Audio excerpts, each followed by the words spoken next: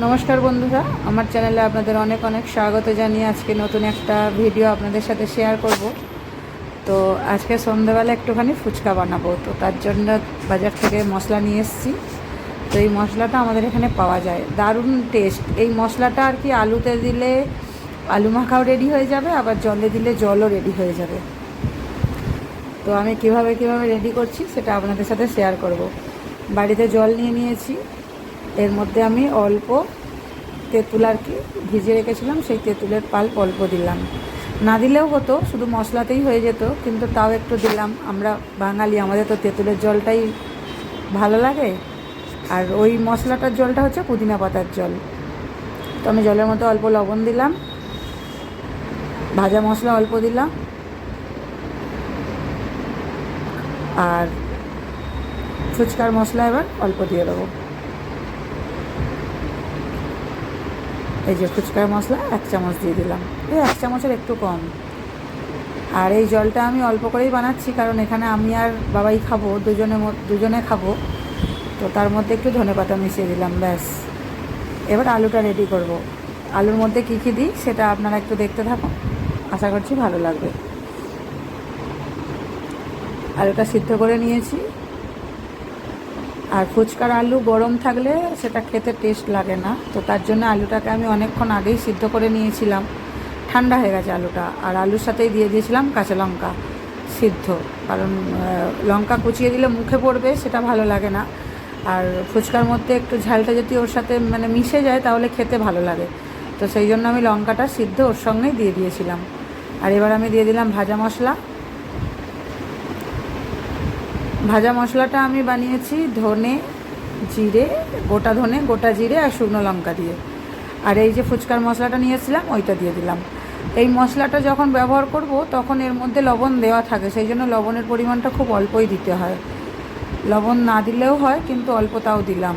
আর আমি এখানে বিট লবণ ব্যবহার করেছি জলেতেও আর আলুতেও, সাদা লবণ ব্যবহার করিনি।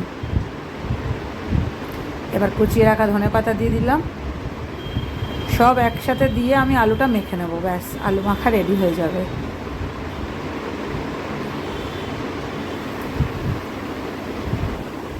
আর ওই যে ওদিকে আমার জলটাও রেডি হয়ে গেছে। এবার আমি এর মধ্যে দিয়ে দিলাম ভাজা বাদাম। তো ভাজা বাদামটা ঘরেই থাকে, খালি খোলাটা একটুখানি ছাড়িয়ে নিলাম, দিয়ে মিশিয়ে নিলাম। অনেকে ছোলা পছন্দ করে, তো আমি ছোলা আবার ভিজোতে হবে, সেটা আবার যদি সিদ্ধ করা হয় তাও সময় লাগবে। আর এটা আমি দুপুরের পর আর কি বাজার থেকে কিনে নিয়ে এসেছি, তো সন্ধ্যের মধ্যেই খাওয়া হয়ে গেল। ভাজা বাদামটা ঘরে ছিল, তো সেই জন্য বাদামটা দিয়ে দিলাম ওর মধ্যে। আর লঙ্কাগুলো সিদ্ধ ছিল বলে ভিতরের লঙ্কা যে ভিতরের এটা সেটা নিয়ে নিয়েছি, উপরের খোসাটা আমি ফেলে দিয়েছি। আর এবার আমি এখানে দিয়ে দিলাম কিছু ভেঙে যাওয়া ফুচকা। ওটা দিলে আবার আলু মাখায় টেস্টটা আর একটু বেটার হয়। তো সব মাখা আমার রেডি হয়ে গেছে। এবারে ওতে একটু জল দিয়ে ভালো করে আর একটু মেখে নেব, নিলেই আমার ফুচকার মশলা রেডি। তো কথা বলবো কি, জিভে জল এসে যাচ্ছে। ফুচকা এমন একটা জিনিস, ওটা দেখলে বললেই মুখে জল এসে যায়। আপনাদের কার কার এমন হয় একটু কমেন্ট করে জানাবেন। তো আমার এখানে আলু মাখা রেডি, চলুন এবার ফুচকা সার্ভ করি। আর আমি বলে রাখি, আমি কিন্তু ফুচকাটা বাড়িতে বানাইনি, এটাও আমি প্যাকেট কিনে নিয়ে এসেছিলাম বাজার থেকে। তো সেই ফুচকাটাই আমি এখানে খাবো আজকে, আমি আর বাবাই। কারণ বাড়িতে বানালে ফুচকা আবার আটাটা মেখে রেডি করে রেখে দিতে হয়, তো সেটা একটুখানি সময় সাপেক্ষ ব্যাপার।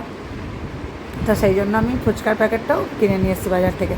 আর বেশি দাম না, এখানে 1 প্যাকেট ফুচকা 25 টাকা দাম নিয়েছে। আর মশলাটা কত দাম নিয়েছে এবার বলে দিই। মশলাটা দাম নিয়েছে 55 টাকা।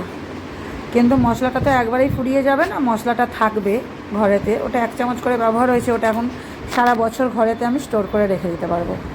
তো চলুন, বাবাই তো ফুচকা খেয়ে দারুণ এক্সপ্রেশন দিচ্ছে, এবার আমিও খাওয়া দাওয়া শুরু করি। তো ভিডিওটা কেমন লাগলো অবশ্যই জানাবেন, সাথে থাকবেন, পাশে থাকবেন। আর ভালো লাগলে একটা লাইক করে দেবেন, শেয়ার করে দেবেন, আর সাবস্ক্রাইব করে দেবেন। ততক্ষণের জন্য